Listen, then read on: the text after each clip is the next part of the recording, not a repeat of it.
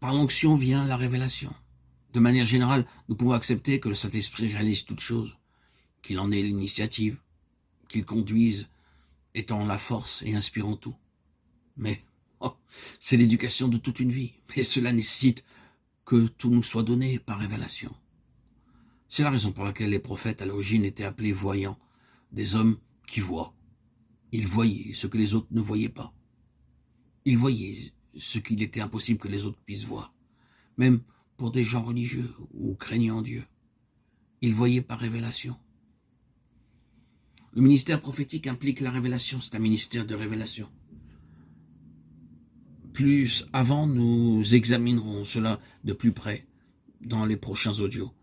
Mais je désire aujourd'hui seulement mettre l'accent sur cet aspect.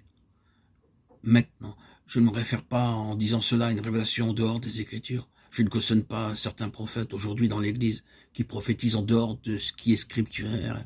Non.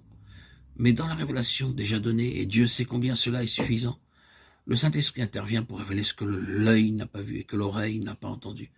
C'est la merveilleuse vie dans l'esprit. C'est une vie de constante découverte. Tout est plein de surprises et sujet d'émerveillement. Une vie sous l'autorité du Saint-Esprit ne peut jamais demeurer statique. Elle ne peut ici-bas jamais atteindre le point extrême, ni parvenir au stade où toute la somme de la vérité puisse être enfermée dans une boîte. Une vie véritablement dans le Saint-Esprit est une vie qui est consciente que cela dépasse et transcende bien au-delà de tout ce que nous avons vu, saisi ou ressenti. Les personnes qui connaissent et qui cependant demeurent sur une position statique sans parvenir à voir au-delà de leur position présente sont sur une base qui est étrangère à la pensée du Saint-Esprit. Le ministère prophétique sous l'autorité du Saint-Esprit est un ministère caractérisé par une révélation grandissante. Le prophète était un homme qui retournait sans cesse vers Dieu et qui ne s'avisait à parler de nouveau que lorsque Dieu le lui avait montré. Il n'agissait pas de lui-même à cause de son professionnalisme, parce qu'il était prophète et que l'on s'attendait à cela de sa part.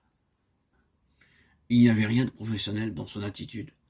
Lorsque cela arrivait, c'était une tragédie pour la fonction prophétique. Il pouvait devenir un professionnel par le moyen des écoles de prophètes fondées par Samuel. Nous ne devons pas confondre ces écoles de prophètes avec la véritable fonction prophétique. Il y avait une distinction entre ceux qui gravissaient les échelons dans ces écoles de prophètes et les véritables prophètes représentés par des hommes comme Samuel, Élie et Élisée. Quand les choses deviennent professionnelles, quelque chose est perdu.